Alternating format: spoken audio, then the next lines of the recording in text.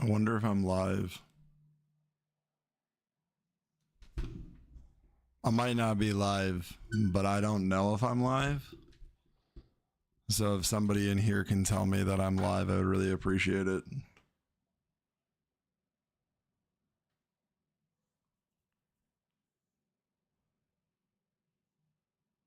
Can someone tell me if I went live on YouTube?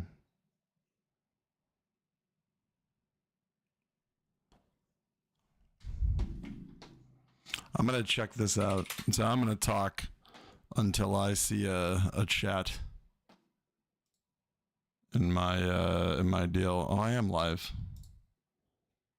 Let's see, can you hear me in chat? You can do that. I am live. Managing moderators.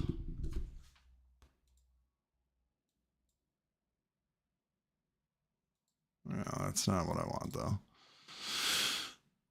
So we're good. Let me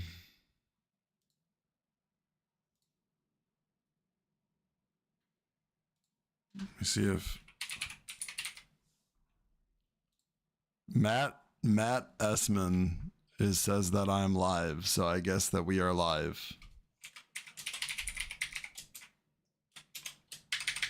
Trying to remember my password for this account. Shit.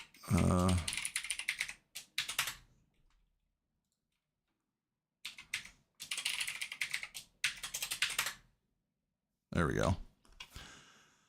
Hi, Matt. It has been forever since we've seen you talking, buddy. I was hoping to see you at the game today. Unfortunately, it sounds like you had some schoolwork or something. Which, you know, that's okay. That happens. I'm going to go on the... So right now I'm just going to go on. If you want to drop in and start talking, you know, any things that you guys want to say, you go right on and say. I'm just going to drop in link going live for 20 to 30 minute post-game talk.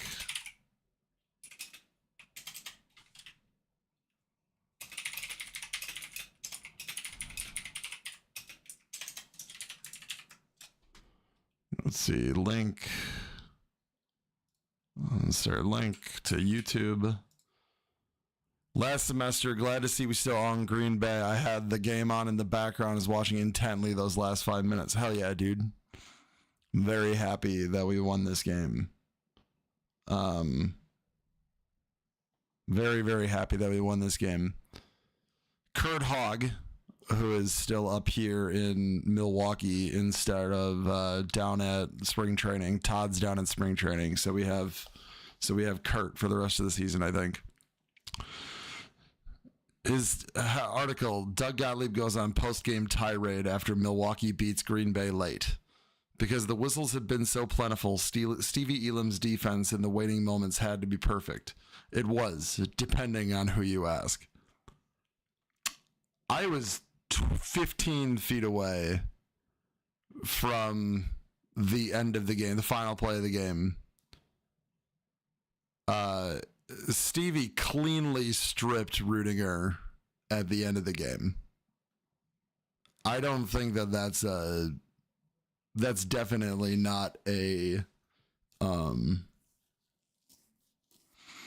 don't even think that's a deal. Let's see. The last play of the game, just to get the ball, they were grabbing us and holding. Oh my God, Doug. Okay. Again, I understand you're not calling that. That's fine. You had the exact same play at both ends in the last play of the game. Anyways, we're going to watch Gottlieb's little video here. We're going to watch it because I would like to see, I would like to see, you know, his reaction. There was a 3-minute video We are going to watch Kyle Malzahn, who was the first one to post it. We're going to switch over right here. I'm going to pull it up full screen, and we're going to go from the beginning. So the context is obvious for those who, I mean, I don't know who wouldn't have watched the game tonight. Let me just switch back here for a second, because I want to post this on Facebook too.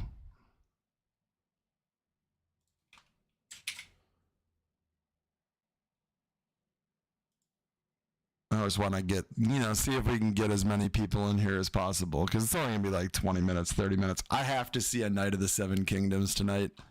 I don't know if any of you people are, anybody watching like the Game of Thrones shows at all.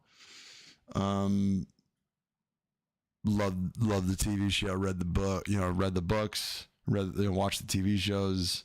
A Knight of the Seven Kingdoms is a show that I've been waiting for ever since they announced it.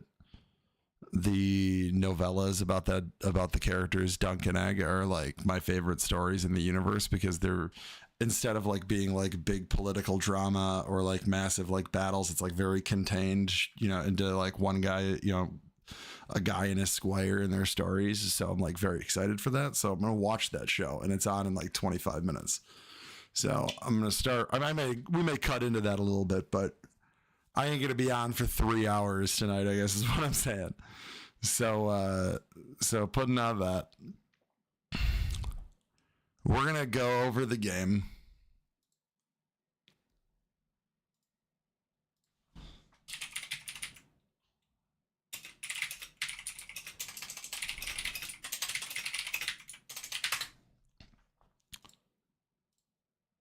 I'm gonna go over the box score from today's game, because I think it was a pretty wild game, all things considered.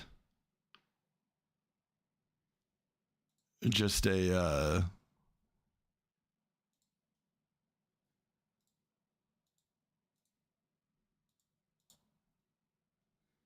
pretty crazy deal. So let's switch up, watch this video. If we end up having to watch this video again later, that's fine. But I will say this, I have not watched Gottlieb's post-game press conference. I saw when I was at Goolsby's with a bunch of people that like he went off. He's a very fiery guy, not unlike myself. So I'm not surprised to hear it or see that this is something that happened. I saw like a quick clip where he like slammed his hands on the desk. Yeah, it is what it is. I'm a passionate person myself, so I'm not gonna like judge him for being passionate as a basketball coach. But let's watch this. I may pause this in the middle, but we're gonna watch this and we'll react to it. I need the league to explain to me why I got a technical foul when I did not curse, I was not demonstrative, I did not leave my box. All I said was, that's the same play as the other end. Okay? All we ask is that there's a fair game.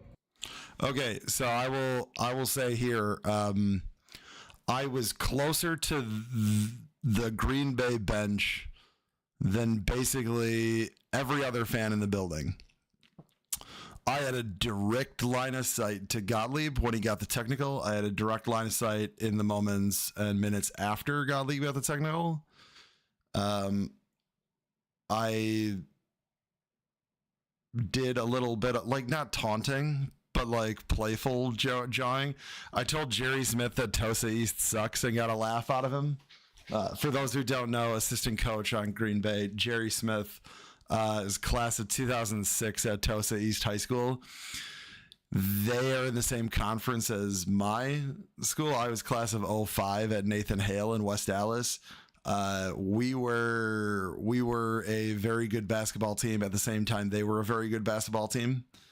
And so I had to bring back the 20-year-old rivalry there, and I got a laugh out of him for that. To be fair, if he were sitting and Al Hansen was on their staff sitting next to him, I would have said it many more times, even though Al's my boy. but yeah, Green Bay being, having a guy who I remember from high school is pretty rad. So the reason I bring that up is because I could see it directly. And I said this I went on the Fear the Phoenix board and said something.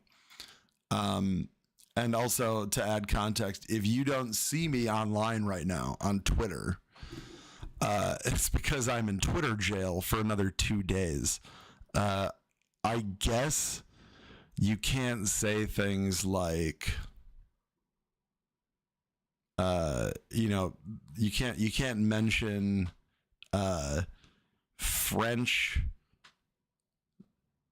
French like kind of tools of ending a person's existence from their Revolutionary War in the late 1700s that involve a large blade fall. Like, you can't say anything like that. I mentioned that I felt like on Twitter I said something like to the effect of like I think that we should bring that back for Epstein's pedophile ring. I stand by that, but at the same time, like the Twitter AI like caught it immediately and took me down. So I was like, all right, I guess I'll sit on. I guess I'll spend a week out. So I am tweeting from one of my burner accounts. And if you want to guess in the chat which burner account I'm tweeting from, you can do that. I have 2 burner accounts. One is Pounce 9000, which is Hal 9000, which is a chat bot I set up for the UWM Freak message board and the only job for that account is to argue with a Marquette fan named X-Town fan anytime he shows up and talks shit on the board. Is that chat bot is like there to like respond and, like talk trash back at him. The last time he was on there for like a week going back and forth with this chat bot and he had no idea. And I love that. So nobody tell X-Town fan that that's what's going on. But, so back to the beginning before I restart this, and I should restart the video, but like my perspective is I'm courtside. I am in the seats, maybe like 1 over from where the people were in front of Gottlieb. So maybe Gottlieb directly across was like 2 or 3 seats over from me. Nobody was closer than I was at this game. And Mike was sitting with me. Iceman, Ice Mike on Twitter was sitting with me in the courtside seats. Thanks to Pie in the Sky Coffee. Make sure you go to Pie in the Sky Coffee for your coffee needs. He's the reason I was able to sit courtside today, and I appreciate that. So when Gottlieb says this, I need the league to explain to me why I got a technical foul when I did not curse, I was not demonstrative, I did not leave my box. He definitely did not leave his box. He was definitely not demonstrative. As far as the cursing, I personally cannot say that he for sure did not curse or say something that would set the referee off. I also can't say that he did, because there was some noise there. You had fighting over the ball. There was a rebound. You had fighting over the ball, and we got the rebound, and then he got called for like a technical like immediately. So I was watching the play. I did not see. I saw him yelling at the ref. I didn't hear him saying what he said to the ref. So I cannot say that he is. I can't say that he's like lying. I don't think he's lying. I think if there was, I think that the referee maybe misheard him or misunderstood, just generally misunderstood what he was saying. because I will say this. I know the look on your face when you get caught saying something you're not supposed to say. And I know the look on your face when something happens that totally takes you by surprise. And Gottlieb was for sure taken by surprise. Like, I don't think he expected that he was anywhere near getting a technical foul. So I actually would be surprised if he's wrong here. If he said that he wasn't swearing, I believe him in this instance, because he was definitely taken off. He was taken aback by the fact that he got a technical foul called on him. All I said was, that's the same play as the other end. Okay? All we ask is that there's a fair game. That's what we ask. Okay, CJ O'Hara goes and gets an offensive rebound. Their player dives at his legs. CJ gets called for a... We're gonna have to cut up video of this game at some point to confirm that or not. I have not watched the game over since I got home. Because simply just I was busy. I was at Major Goolsby's and then I was hanging out with my wife, so I didn't have a reason to to be out. So I haven't watched the game over. I will watch the game over and I will make notes on if he's got a point about O'Hara getting his legs cut from underneath him. Foul. I need Donnie at the league and the new commissioner to explain to me the disparity in the officiating. That's what I need explained to me. I forgot that we have a new commissioner in the Horizon League. She just got hired like the other day, right? Is she even working yet? She's probably still like at St. Joe's being their athletic director for a little bit. I don't think she's there. Matt, welcome to the, we got another Matt in the chat. Pretty sure this is the same crew we had against Oakland where Lundy said he told the team the game wasn't fair. Crew is bad, but I don't think today's game was as one-sided as Doug is saying. I think that's a fair estimation of the game.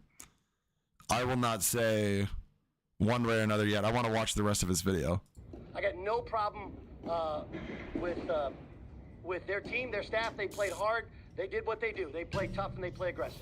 I need somebody to explain to me, okay, how just those two. There's others that I have massive issues with, okay? Others that I have massive, including every time we touched them, there was a foul in the second half. The last play of the game, just to get the ball, they're grabbing us and holding us. Okay, and I understand if you're not. Okay. If he's talking about players away from the ball, maybe. If he's talking about Stevie Elam, he is 100% incorrect. Rudinger dribbled it down, got caught. Actually, very reminiscent of Game 4 of the 2021 Finals in Phoenix, when Drew Holiday, Devin Booker dribbled down and stopped, and then Drew Holiday ripped it out of his hands. I mean, that Elam ripping that ball out of his hands was basically the same play. It was closer to the baseline and on the other side of the lane, but like same play. Like Rudiger stopped, pulled the ball up. Stevie ripped that out of his hands. He did not. There was no fight in that. I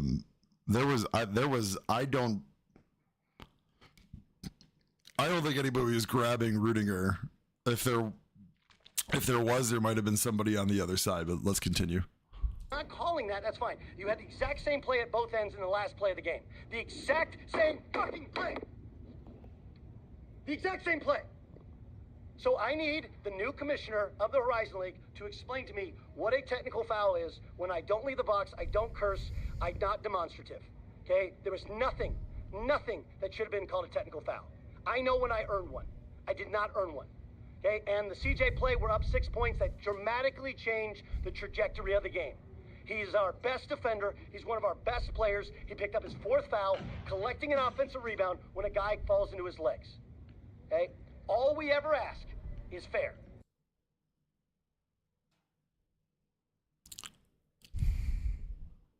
I don't remember that specifically. I'm not saying that he's wrong. I'm just saying I don't remember it specifically. Okay? And I'm not talking about 37 to 18 in free throw attempts. That's how they play. They shoot it and go get it. Fine, whatever. Yeah, we're a physical basketball team, and Green Bay is a team of jump shooters. And that's okay. Like, anytime these two teams play, with the way these teams are set up, there's going to be a free throw disparity between Milwaukee and Green Bay. Green Bay should never come close to the amount of free throws Milwaukee shoots. I'll tell you this: if the numbers of free throw attempts are similar between Milwaukee and Green Bay, and remember this, if we end up going to, going up to Green Bay in a Horizon League tournament opening game. Remember this: if we shoot the same amount of free throws or fewer free throws with the style that we play compared to the style that they play, either there is a dramatic change in the style of one or both teams in the game, or then there's some real hinky stuff going on, because Green Bay is not the kind of team. They're not a physical basketball team offensively. They run a lot of sets to get shooters like Rudiger and Marcus Hall open. They're not a physical basketball team. And that's not a knock on Green Bay's team. Like, it's clearly how he built the team this year. And I would argue that it's been doing, I would argue that it's been wildly successful for them, because it's very hard for schools to get really good shooters into the Horizon League and then keep them there. So the fact that like Preston Rudiger is probably going to be like end his career as a Phoenix is incredible. Like in the transition of going from Sonny to Doug, and then having the really, really bad year with Doug in year one, and then turning around and sticking with it. Like, I'm very impressed they were able to hold on to Preston Rudiger. I thought for sure he was going to do like what a lot of the guys did at the end of last year, which is dip, and he did not. And I think that that's a testament to Rudiger. And I think that's a testament to Gottlieb and his staff for being able to start. Somebody on Twitter, I think it was Phoenix Rising, said something about like he looks at Green Bay as having a better upward trajectory than Milwaukee because they're establishing a culture. Number one, like, it's such horseshit. You're on a very high upward trajectory because you were starting on the fucking floor. Excuse my language. You were starting on the floor. That's why you're on this major upward trajectory. You're like 2 games over 500. You're not like absolutely killing it. You guys are looking amazing compared to the flat garbage that you guys had last year. Like, Rudiger was one of the few players that was actually good for you guys last year. And the team is built more to support him. So like, you can talk about like a winning culture, and maybe they're putting that together. I haven't been up there. You know, it definitely seems to be, from what I have seen on in social media videos and stuff, it seems to be, to me, to be a more real culture than what Sundance Wicks was putting together. Sonny Wicks to me was somebody who was like selling himself Sonny was somebody who was selling himself as like, this is you come to see me, I got the juice, blah, blah, blah. Like, it felt like if Sonny became the coach at Green Bay, or he became the coach at Northern Michigan, or he became the coach at Northern Kentucky or Western Kentucky or West Georgia. Like, there would be zero difference in how he approaches the thing. Like, I will say that everything that I've heard from Doug as being a coach, he has talked up Green Bay specifically. Not we're building a culture, but like, this can be a special place. And I think that's 100% right. And maybe they're building a culture, but like, you're on an upward trajectory because you won 4 games last year.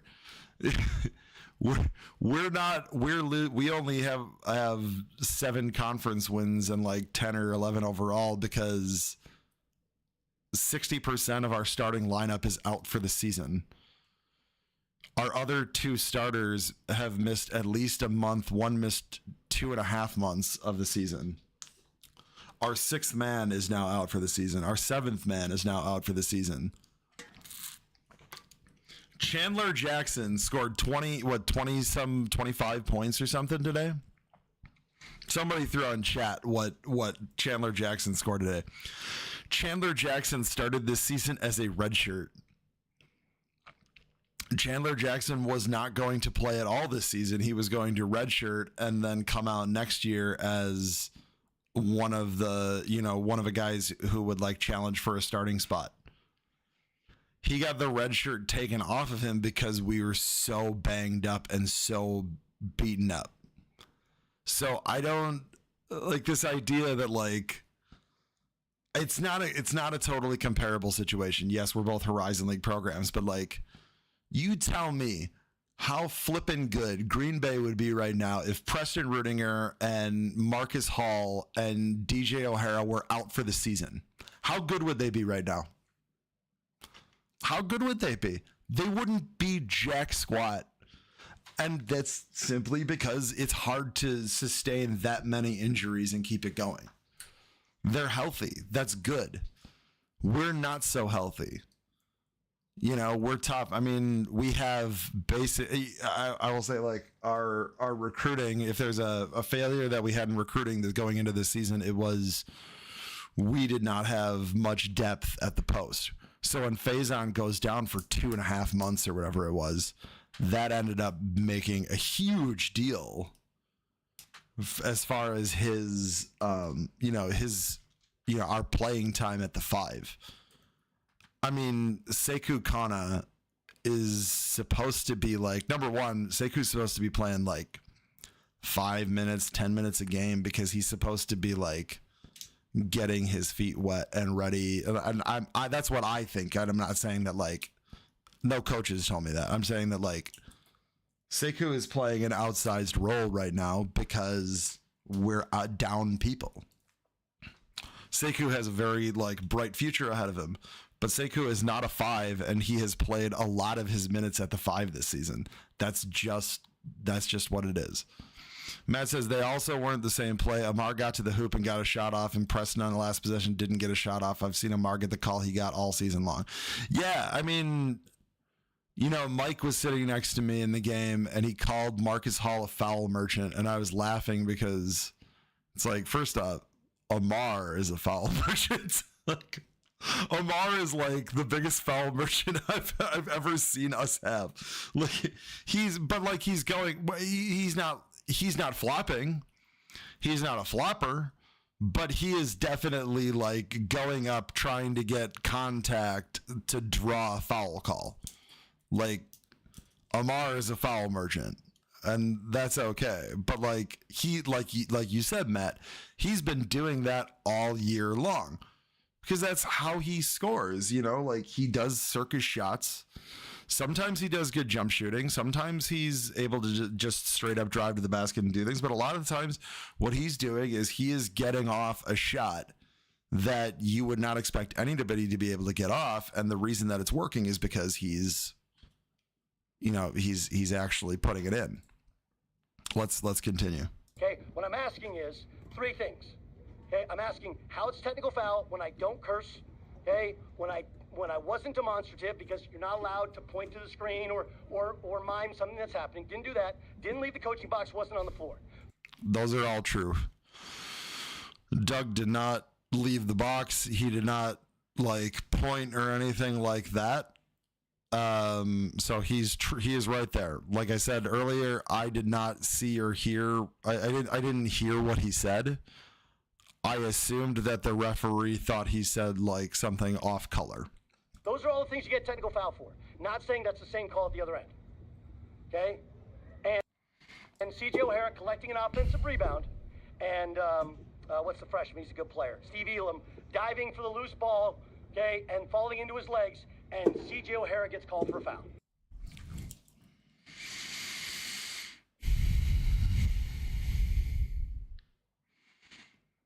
It's very hard to hold my tongue on this one because I do not agree. Is he talking about the play that was on our end, or on the same end as where he got the technical and where Preston got stolen? Because there was that play where O'Hara got called for a foul because he and Stevie both went for the loose ball. Stevie got there first and O'Hara ran into him. I'm sorry, Doug. Your guy gets called for a foul, or our guy gets called for a foul if they're second to the ball. When it's a loose ball, you both have the opportunity to get there. If you don't get there first, you get there second, and then you make contact. And the way they make contact, like the refs are going to call that as a foul. You may not agree with it, and I totally understand where he's coming from there. Like it's kind of BS because like if he didn't get there first, he gets there second. How is he supposed to stop? You know, how is O'Hara supposed to stop his momentum there? And I totally get that, and I agree. Like I don't think that that's something that can or should be a foul. However, the refs are always going to call it a foul because they've always called that a foul. Okay, and then the last play of the game, which I'm willing to say, hey, RN, you don't want to call foul? All right, kind of drove into traffic, whatever. It's the exact same play as the other end. Could not be more similar. And yet every time they drove in there, it was foul, and every time we did, it was mixed. It was mixed. Nope. You guys were driving and taking jump shots. I mean, their players were taking a lot of jump shots because they're jump shooters. They're accurate shooters. He's got a really good basketball team.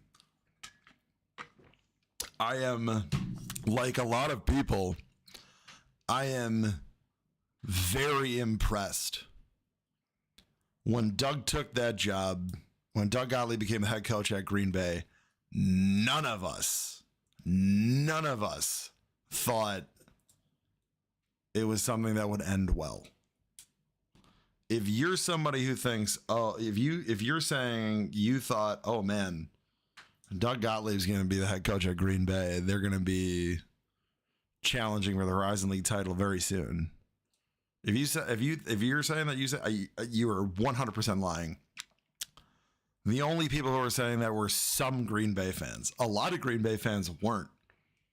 And a lot of Green Bay fans, especially on that Fear the Phoenix message board, were slamming him from day one of last year's season. Like, I think there was this expectation that they would just be really good off the bat, but that was kind of a late opening. It wasn't like LaVall Jordan leaving and Pat Baldwin coming in late. It wasn't Jimmy Collins retiring and Howard Moore getting the UIC job late. For anybody who's looking for Horizon League context, you know, it wasn't like that. You know, Pat Baldwin was kind of behind the eight ball, you know, as much as he clearly wasn't up for the job long term. Like, he had a very difficult spot up front because, you know, we've talked about it on this podcast before, where like it's incredible how, you know, Brandon Miller, or you know, I think it was Brandon Miller was the head coach at Ohio State.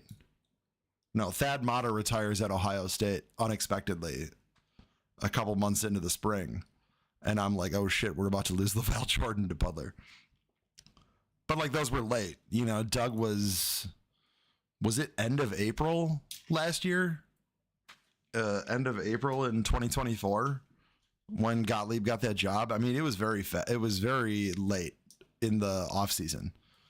So a lot of teams like I don't think there were even 1,000 guys left in the portal. So a lot of people, like, you got to know, like, he definitely did not have. First off, he was a first-time head coach, first-time organized basketball coach, really. Besides that, I think he was like an assistant for the Israeli national team or something. But like, second off, like, any coach going into that position was going to have a difficult time. So the fact that like his star player in year 2 and they're 15-13 or something, and like 10-6 or 10-7 in conference, and they're in third place, like the fact that he has, you know, that going on is very impressive. So I'm going to start it up again. Nope. And King Whetstone called the technical foul. He called out the referee by name. He called Whetstone out by name. Ooh, the NC, they do not like that. They don't like that. They don't like it when referees get called out directly by name. So I think that might be the thing that might get him in more trouble than anything else. Avoided me the rest of the game. That's not right. Okay, I was not combative and King Whetstone called the technical foul. He avoided me the rest of the game. That's not right. Okay, I was not. I wouldn't say that he avoided you the rest of the game. Every time you talked to him for the rest of the game, he just kind of like nodded and like dismissed and like kept his attention elsewhere. I think that he did that because he didn't want to escalate things. Combative in any way. Okay, I did not curse one single time. I was not on the court one single time. I was not out of my box one single time. I was not on the court one single time. You tell me. Okay, that's all I'm asking. Anyway, what else? All right, so, you know, what I'll say for Doug in this instance is I don't see what he's doing there. I don't see what he's talking about as really much or anything different from what Greg Campy does on the sideline for Oakland. And I think that it's a great example of how it's a great juxtaposition of here's a guy who is brand new as a head coach, and here's a guy who has 40 plus years of experience as a head coach. Both of them are guys who get on refs a lot. And in this game, Gottlieb was on the referees probably pretty heavily from the 10-minute mark of the first half. He gets loud and angry. But I will also say that, like, he's not always going on the referees. There were a couple dumb fouls that Green Bay was committing where he immediately got on his own player because it's a teaching moment. You got to say, like, hey, like, this was where I would be like, you got to think, you know, Campy will do his, and he'd like yell at the kid. And Gottlieb tonight was like, you know, what are you doing? And he'll like throw up his hands and walk around, get this guy out, you know, out of the. So like part of it's that. The other part of it is you were on the refs a lot in this game. Like, I wouldn't say that like Gottlieb was angry at the refs a lot, but like Campy will do this thing where he will talk to the refs at dead balls. He will talk to the referees in between, and sometimes he will, you know, get angry. But like Gottlieb is saying, he's not swearing or anything. I think that it's a body language thing. I think that Gottlieb is a neophyte at working the referees. And if you watch Panther basketball, if you watch Horizon League basketball for a long time, you know that since Oakland's gotten in the league, the thing that Greg Campy has done for the 12 or 13 years they've been in the Horizon League and the decades he's been at Oakland. I mean, I'm 39. He was there as head coach 3 or 4 years before I was born. You know, for Campy to, you know, Campy has always been a guy who has worked the referees. And will he get aggressive? Yeah. But he's also doing the put my hand behind your back and say, hey, will you explain this? Because I feel like this was that. And that little body language thing is that positive body language toward the referees is something that I have noticed that's been missing from Gottlieb's, how he's worked on the sidelines. Gottlieb is most definitely a point guard. He's most definitely a point guard because you can see when things are not going the way that he wants them to go. It definitely digs in. He looks aggressive.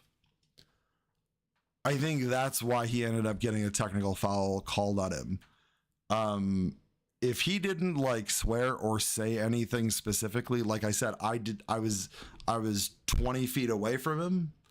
I did not see or I did not hear what he said, so I can't say one way or the other. But if he didn't say anything that would have deserved a technical foul, I don't think he should have gotten that technical foul. And the reason that I say that is because he was in the box. He was not flailing his arms about. But what I don't think Doug is considering is that he was dogging those refs for quite a while at that point without doing the thing that Campy will do where he kind of buddies up to them and Lundy's had this problem too. And I will say that like I think a lot of coaches need to watch how Greg Campy is on the sidelines because Campy's a lot like Pearl in that they work the referees. It's not just about demanding the right calls. It's also about talking them into it and, talking them into it's a sales job, like everything. Your job as a head coach is you're a salesman and you have to sell the referees on your position, whether or not it's the right one, like you gotta, like I've seen Campy work the referees on plays where he was definitely not arguing for what really happened. Like you have a job to do and it's to get the referees to call your team stuff. And when the referees think that you're automatically like angry at them and working against them, they're going to call you for more stuff. They're going to call things on you. So I'm not surprised he got the technical foul, even though I don't think it didn't look to me like what happened would have been in and of itself something that would have deserved a technical. Just going to go over the box score here for a little bit. Stevie Elam is a plus 13. He is the NMR Aguilar, both plus 7. Chandler Jackson's a plus 4.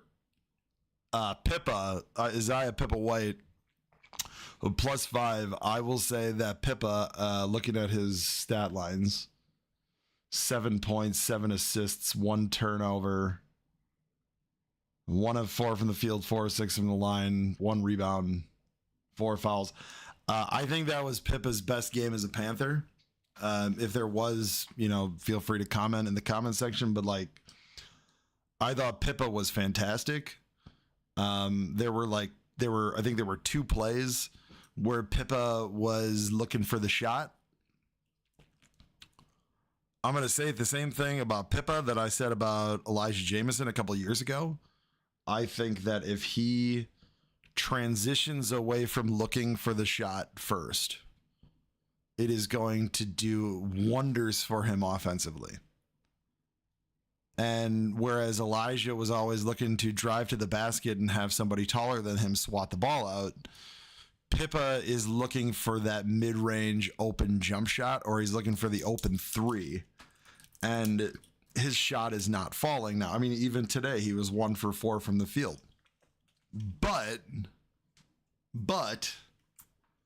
where Pippa did very well today is he was looking for shooters. He was looking for cutters to the basket. When he was driving, he was looking for somebody else to set up and score. And that was a huge reason. A lot of people are going to give Chandler Jackson his flowers, and he absolutely deserves it. But Isaiah Pippa White had a phenomenal game. I don't care that he was 1 for 4 from the field. He had a phenomenal game, and he deserves the flowers that he has not gotten since he came to EWM. The fans at this program, like any program, can be, sometimes they can be cruel to players. And I get it. They're adults. They're even, a lot of them are even making money now. So I get that. Pippa will make mistakes. 1 turnover today. Pippa will, take ill-advised shots. But you're going to get a couple things out of Pippa. He's always going to give you 100% defensively as far as effort, which is not something that you can say for everybody in the game. And he's always going to, he's always going to be looking to score, or looking to make a play. I wish that there would be less about looking to score himself. I think that he will, they're leaving him open sometimes and he's taking shots, and that'll be where he's missing shots, and that'll kill rallies. But if he's able to use it to get other people shots and other people baskets, then he's going to be fine as far as all the other stuff. The shot will open up at that point, and then it'll be easy for him to get his shot back. But I'm really glad that he only attempted 4 shots tonight, and 2 of them were threes. So I'm really glad that Pippa went into this game more sparingly on the offensive end, and instead looking for teammates. And I think that ended up working out a lot for us, because look, Chandler Jackson scored 23 points, and I'm sure more than 1 or 2 of those was assisted by Pip. Marcus Hall had 32 points, and he was still a -8. I think that's fantastic for us. It was clear. So where I feel like the game really turned in the Panthers' favor, what had nothing to do with referees. I'll say some more stuff about the referees, because obviously that's going to be the topic of the day, considering Doug's press conference. But I felt like the game really turned when the Panthers figured out that Marcus Hall is at his best when he's off the ball, and where he can be like the catch and shoot guy, or he can be like the guy who makes a cut and takes a long 2-point shot, or maybe sneaks behind and gets a nice an easy layup. Where their offense is not as good is when Marcus Hall has the ball in his hands. And when the defense started switching and they started pushing it where, they'd have Marcus Hall, holding the ball more, if they could, force Green Bay to have Hall handling the ball more, Green Bay was much more, they were much less effective offensively when Hall was forced to handle the ball more. And I'll take another look at the game and really watch it to like be sure on some things. But that was the thing that I noted during the game, was that the game really changed when it went from Marcus Hall is just, chucking up shots and swishing them because he's off the ball and he's just doing catch and shoot threes or catch and shoot long twos. And that switched to Marcus Hall has the ball. He's not good enough at handling the ball to create his own shot. So he has to find somebody else's shot, and he's not a distributor. So that ends up causing problems. Green Bay's offense is best when it's running through Rudinger, and Rudinger can find the right shooter or call his own number. Pressing Rudinger is a baller. Flat out. I think if you're a Green Bay fan watching this, a lot of you are going to have good feelings about Noah Reynolds playing for you guys that 1 year under Sonny. Preston Rudinger is 5 times the basketball player that Noah Reynolds was. He does not have the flashy skills that Reynolds has. He's a better basketball player, and he is a better leader on the floor, because he's like I was saying about Pippa. I wish he would look for the ball more, or look for other guys to shoot more. Rudinger attempted 12 shots today, but he also had 5 assists. He was clearly doing his job in trying to spread the ball out and get other guys to score. He was, and if you look at the plus minus, he was a +2. Chichik and Van Cowenberg were +4 and +5 respectively, and Todorovic was a +1. I did think that Green Bay had was more effective of us when they played bigger lineups. Like when Marcus Hall was like the 3, I think that they were more effective. But I think that they're most effective lineups, and I don't have the access to the analytics, so I can't be certain, but I think the lineups where they were marching out Rudinger and O'Hara, or Rudinger and Allen, with Hall and either Chichich or Van Cowenberg or Todorovic. I think Van Cowenberg's the guy I'm thinking of. When they were going out with the bigger lineups, I think Todorovic and Chichich along with Hall, so Hall was like the 3. I think that those were their more effective lineups, and I think that plus minus shows that. I think that shows that. But Rudinger played 38 minutes and he was a +2 in a game they lost. The guy is a baller. He really is. And if he's not in conversation for first team Horizon League, I think that you should abolish the all Horizon League team. Take that. Milwaukee fan says Preston Rudinger should be a first team all Horizon League player. And maybe he won't be first team because like every time it's a challenge. But he's a play. And honestly, where's Preston Rudinger from?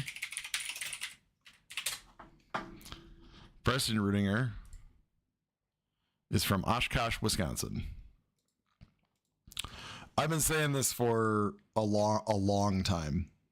I said this when Coach Jeter was running the show. I said this in the Laval Jordan year. I said this when I came back during the Baldwin years. This program for Milwaukee will be at its best when we draw a proverbial wall around southeast Wisconsin, and we have, hold on a second.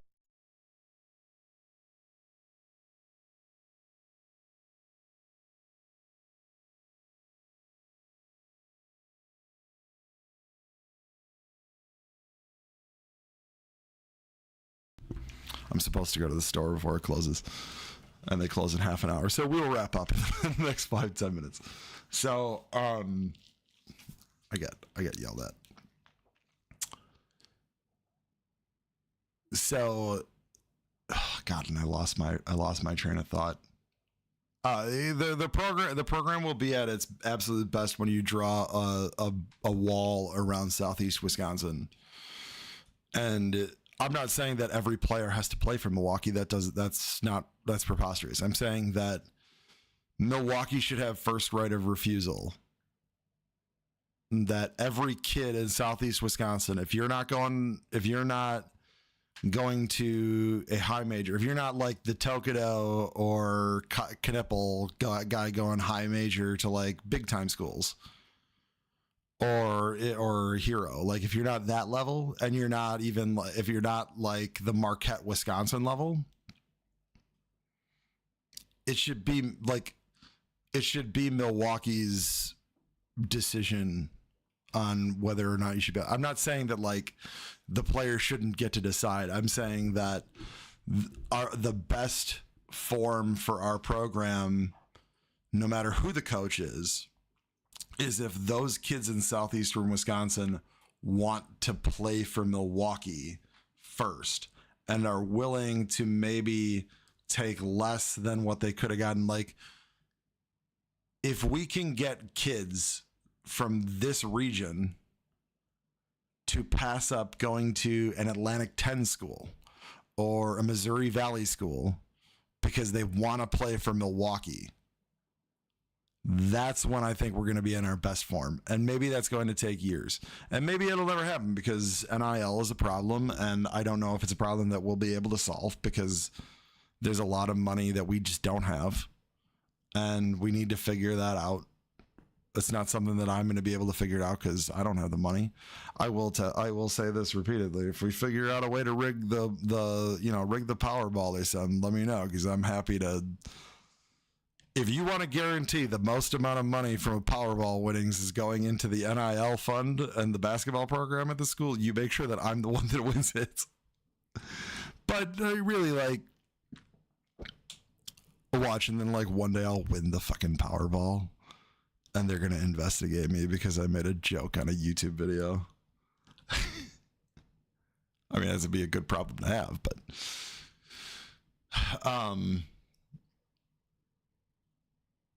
I'm glad that they won the game.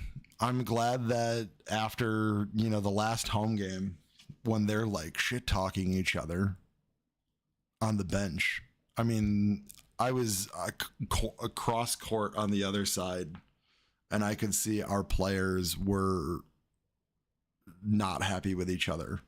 That there was some verbal infighting on the bench. For them to take that and then win 2 tough games. I understand that IU Indy is not good. But winning a road game in this conference is not something that I will ever...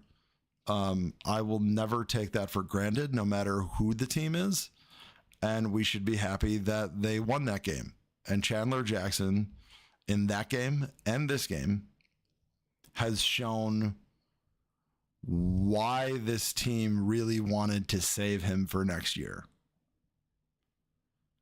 Because the plan was clearly, Lundy's like, let's save Chandler Jackson, have him, take the year, develop this into where this can be like he's one of the main guys next season.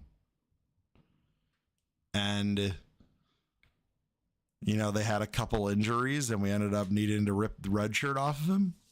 And he's gotten a little more playing time here and there. And now he's an integral part of the team in the home stretch of the season. So even though he didn't play the first 30%, 40% of the season, he is he's there. And so Matt says, I think Lundy is a pretty good recruiter. If we were fully healthy this year, I think we're easily the best team. I don't know if I can say we're for sure the best team. I can definitely say we're challenging for a championship. The Horizon League standings as of right now, we're gonna do 2 things. We're gonna look at the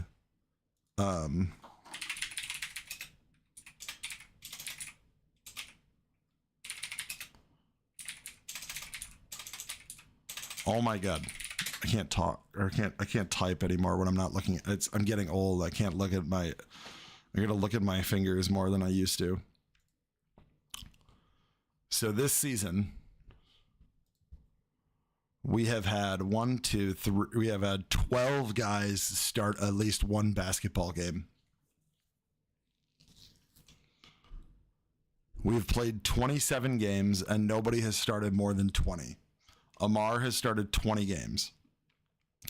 Danilo Jovanovic started the first 17 games of the year, out for the season. Faison Fields has started 16 of the 17 games he has played. Missed 2 months almost. Missed a month and a half. Seth Hubbard started the first 9 games of the year, out for the season. Stevie Elam missed 7 games. Chandler Jackson didn't even play until we were 7 or 8 games into the season. Tate McKenzie's been hurt. Not a terribly effective player because it's his first year in Division I, and he clearly needs to build up his lower body strength. But I mean, he's a body when we have almost no. I mean, true centers, true guys who can play the 5, is literally Faison, Tate McKenzie, Simeon Murchison. Everybody else is a 4 or a 3. Sekou has played a lot of 5 this year. Dude, Chandler Jackson is a 3 at most, and he's played a bunch of minutes at the 5. If anybody looks at this team and says they're not good enough or whatever, they're totally full of it. They're completely full of it. Because clearly this team is dealing with a ton of injuries. That's just the reality of it. So everything is tough. It's hard to win this. It's hard to win the Horizon League, even the Horizon League. It's hard to win it in the best of circumstances, and these are far from the best of circumstances. This team is 7-10 in conference. We're 11-17 overall. We have played the toughest non-conference schedule in Lundy's era. This is a team that was winning at a top 15 national team at halftime. Weren't we winning at halftime against Texas Tech, or with a few minutes to go before halftime? This is a good basketball team. It's just a basketball team that's been ravaged by injuries. And a lot of people will be like, well, Lundy always has injuries. And that's true, and there's something to look at there, but I don't think that's a coaching thing. And Matt brings up a great point. Don't forget about Lovelace. He's going to have a breakout year and be our best overall player. He's certainly going to be one of our best defenders, if not our best defender. In fact, probably our best defender by far, because Johnny can defend, 1 through 5 realistically. I mean, how many open threes has this team given up? Because how many open threes has our program given up because somebody is, we're not switching, or we're switching into bad spots? I mean, how many times has Faison got caught on the perimeter tonight? Even you'd have Faison guarding Rudinger on the top, and you'd have Pippa trying to guard Todorovic, or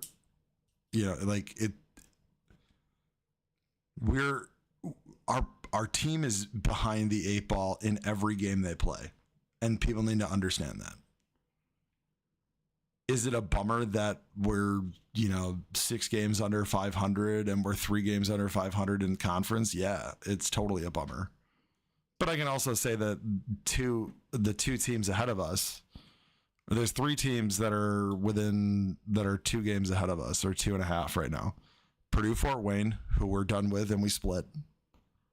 Detroit Mercy, who we have a game with, and Northern Kentucky, who we have a game with. So our team has an opportunity to make some noise. They could very well end up, if they say this team holds court we could end up 10-10. That could be good enough to get you fifth. Probably not, because it would be a shock if Detroit Mercy and Fort Wayne also lost basically every game they had. But like, it's not going to be hard. Like, if you beat Northern Kentucky, that's automatically Northern Kentucky's 8-9, you're 8-10, and then you just got to hold serve the rest of it. But like, this team is in a decent spot. All things considered, all of the beatings that they've taken because of it, they're in a good spot. I'm going to wrap up here. I got one thing to show you. Anybody notice I was wearing this tonight? I 3D printed this the other day with my 3D printer. I got one with where it's got what's called an AMS. So it's got, you can have 4 different filaments in at the same time. And while I was at the game today, I printed another one. So I can't have them both. We're going to figure something out. If anybody wants one of these, shoot me a DM either on like the message board or on Twitter. Again, Jimmy Lemke, at Jimmy Lemke on here is going to be out of commission for another couple days because I don't like the Epstein people. I don't know why that got me banned, but whatever. I got this one.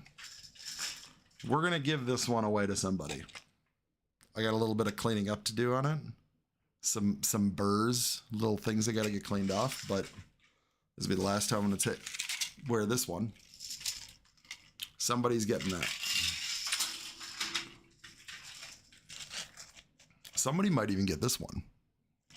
But it's all plastic.